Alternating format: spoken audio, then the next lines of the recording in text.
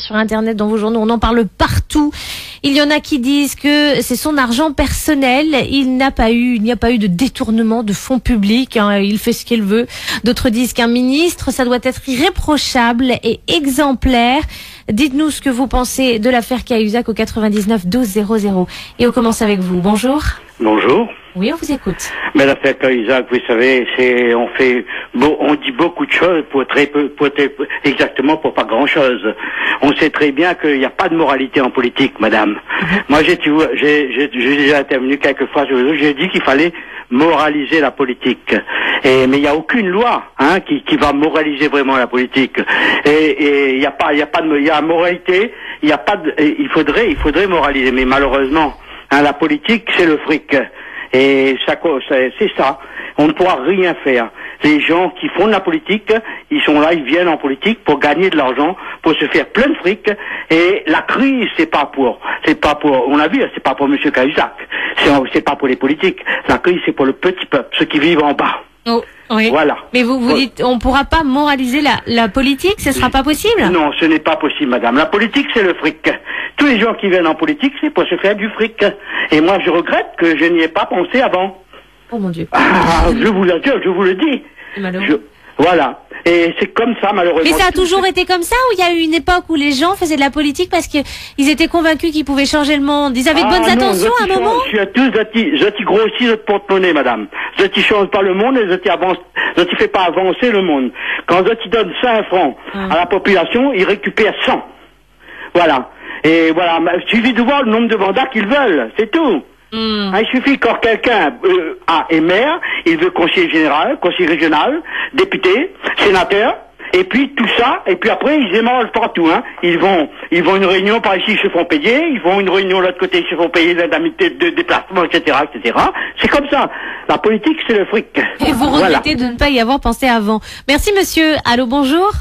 Allô, bonjour. Bonjour. Oui, j'appelais pour l'affaire Cahuzac. Bon, de toute façon, les socialos, ils ont toujours magouillé. Vous voyez, il y a eu des suicides du temps de François Mitterrand à cause d'affaires immobilières louches. Tout ça.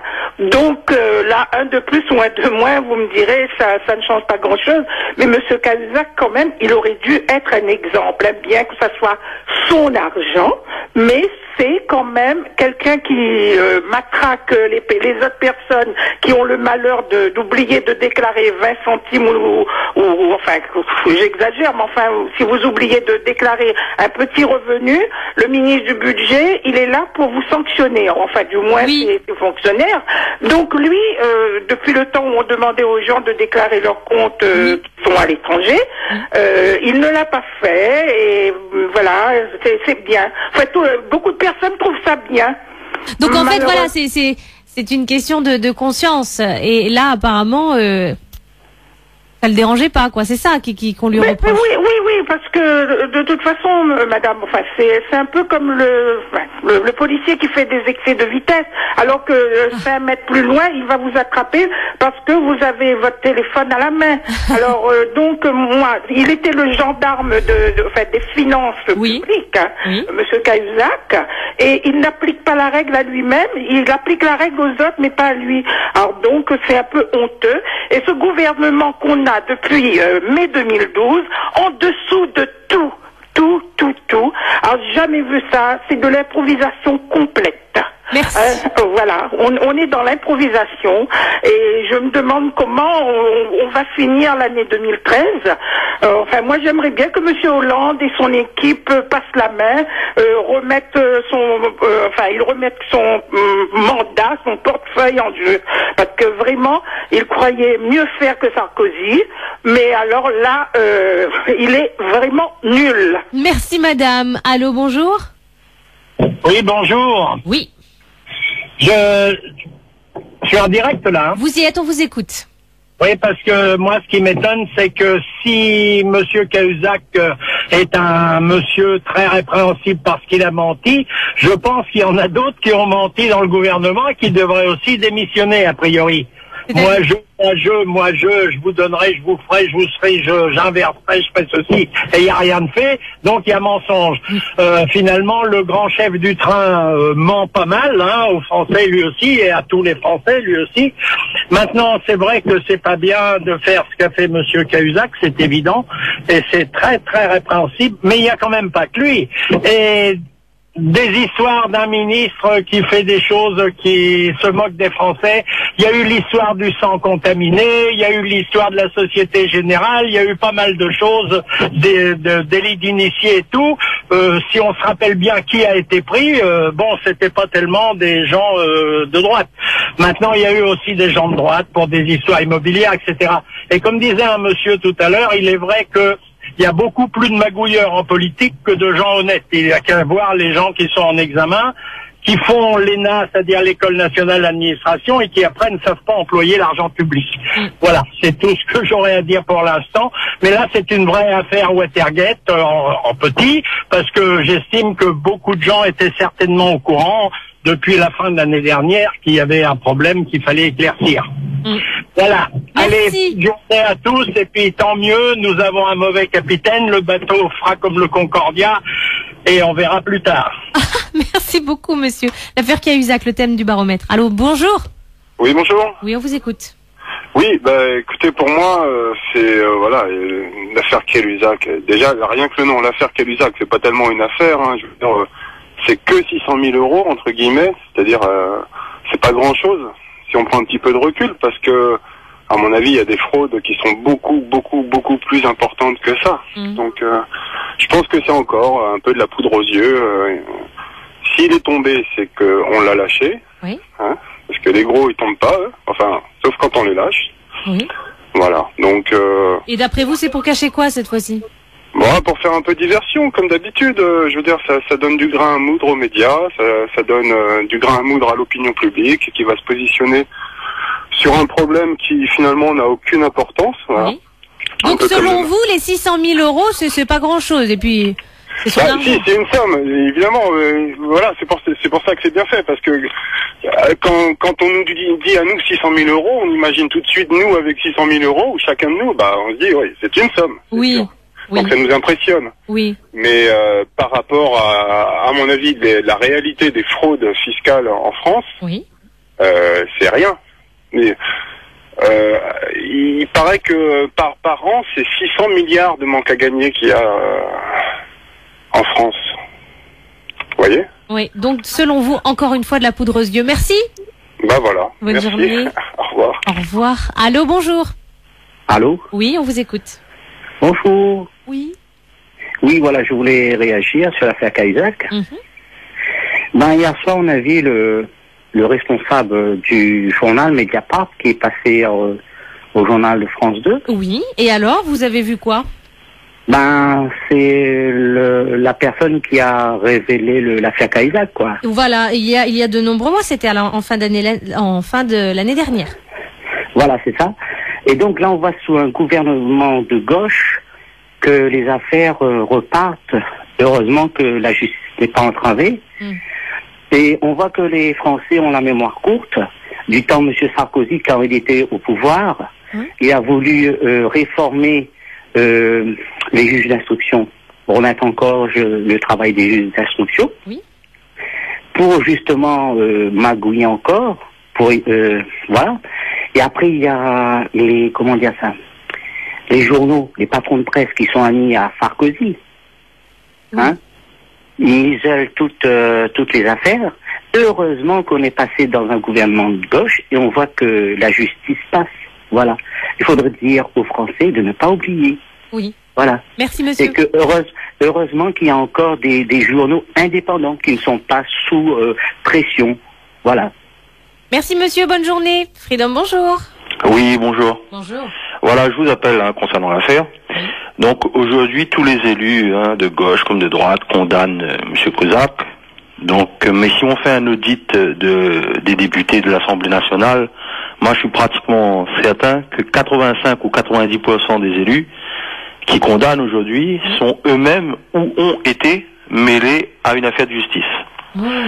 Donc aujourd'hui, à mon sens, c'est ce serait peut-être une proposition. Si François Hollande veut rétablir la confiance des Français dans la classe politique, c'est qui fait les lois?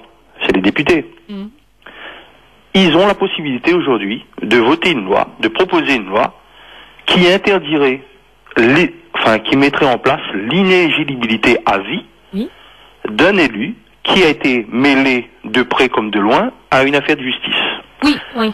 Mais pour moi, c'est le seul moyen aujourd'hui que le gouvernement aurait. Il paraît que c'est très difficile. Ah bon? Bah oui, c'est ce qu'on dit dans le journal ce matin. Ça va être compliqué de mettre ça en place. Mais pourquoi nous, je dirais citoyens lambda, administrés, si nous on faute, on peut perdre notre boulot, on peut ne plus aller voter, on nous interdit plein de choses, on est condamné. Et les élus qui font eux-mêmes les lois, qui dénoncent là leur petit copain Isaac, etc., ils pourraient pas eux-mêmes voter cette loi-là. Pour moi, il n'y a pas 50 solutions. Aujourd'hui, c'est la seule solution. Et j'espère que que ça fera son petit bonhomme de chemin avec François Hollande, parce qu'on demande aujourd'hui la démission du gouvernement, etc. Ça c'est impossible. Il est élu, donc il fera son mandat. Mais maintenant, s'il est responsable, si le gouvernement a justement envie de montrer aux Français que, écoutez, ça nous a servi de leçon, assumer leur job et proposer cette loi au moins au Parlement, et là on va voir qui vote cette loi. Et on verra bien. Merci monsieur. Freedom, bonjour.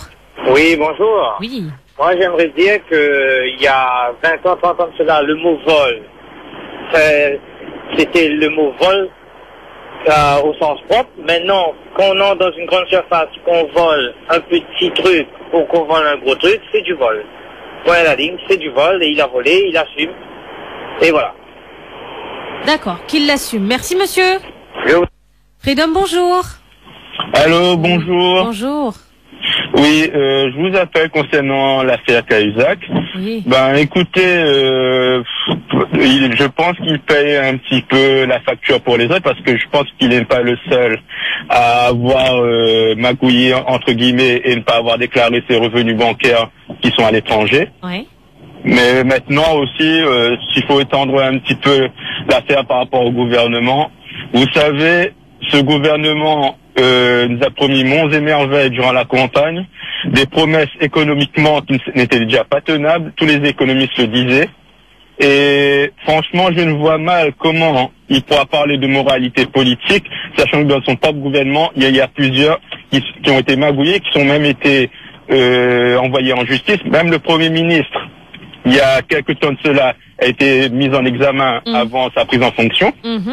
Donc, je pense qu'avant de parler de moralité politique, il ferait mieux de balayer dans son propre parti et après de pouvoir faire la morale aux autres. Merci monsieur. Allô, bonjour. Allô? Oui, c'est à vous, bonjour. Oui, bonjour. Je vais pour l'affaire Cahuzac, là. Oui. Oui, demain sera l'affaire KUB. Après A, c'est B. Donc ça toujours pareil, il y a toujours la bagouille, que ce soit de droite ou de gauche. Et moi, ce que je déplore, c'est qu'en ce moment, on n'entend pas les députés rayonnés, les sénateurs de gauche de commenter l'affaire. Ah, ils sont absents. D'accord. Allô? Oui, oui. Ah, ils sont absents. Après A, ce sera B. Il y a plus de problème là. Avant, avec Sarkozy, patati patata, tous c'est dans le même panier, hein, mais enfin, avant, ils tapaient dessus Sarkozy à suivre. Voilà, en ce moment, silence radio. Il n'y a plus personne sur les ondes. Oui, oui. Voilà. Merci, allez, au revoir, bonne journée. Au revoir, monsieur. Freedom, bonjour, allô. Oui, bonjour. Bonjour. Oui, alors, monsieur parle de ne regarde pas bien la télé parce que Jean-Luc Mélenchon a réagi, hein. Oui. Il traite le gars de salopard, hein.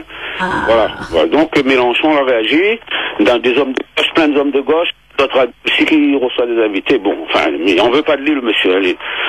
Moi, ce que vous voulez dire, c'est le niveau des élections, hein. Oui. Parce que bon, tout le monde y connaît que par-ci, par-là, il y en a plein de gens qui magouillent. Oui. Et donc là, lui, le gars, pour l'instant, il essaie le fusible, hein. C'est l'arbre qui cache la forêt, parce que on a des boucs comme Depardieu, on a des gens qui font fortune sur le dos de la France, hein. Oui. Les connus de tous, les connus par tous. Oui. Bon, lui, le gars, peut-être il a mis son argent là-bas, croyant bien faire, il a voulu jouer le malin. D'accord, mais me dire par là, c'est pas une faillite collective, hein. Parce que si c'est une faillite collective, là, il faut mettre la population aussi ensemble. D'accord? Parce que tu as bien entendu monsieur des gosiers, il peut dire, ouais, c'est une faillite collective, c'est ces gens-là, c'est à gauche.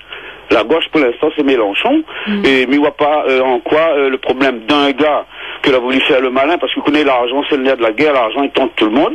Hein, ou peut être de gauche, ou de droite, dessous, ou de dessus. Voilà, donc avant que le citoyen moyen il roule son bouche, il devrait bien savoir observer autour de lui toutes ces personnes qui profitent des paradis fiscaux. La Réunion aussi, c'est un paradis fiscal.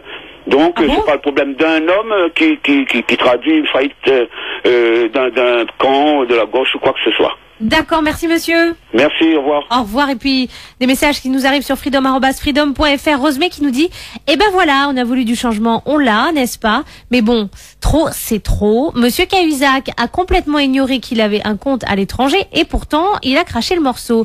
Et là, notre président vient de nous dire qu'il n'est pas au courant. Je pense qu'avec le temps, il avouera aussi qu'il le savait. freedom@freedom.fr. Et un autre message. Celle-là, elle est vraiment bonne. À quand le tour de notre Premier ministre, Monsieur Hérault, déjà condamné? Le secrétaire du PS, Harlem Désir, condamné pour abus de biens sociaux, Madame Taubira et bien d'autres. Heureusement que notre président avait dit que son gouvernement serait sans reproche et sans ministre douteux. Lui-même ne veut pas se marier car il serait obligé de payer l'ISF. Alors il nous impose ses maîtresses à qui nous payons bien des royalties. Oh là là.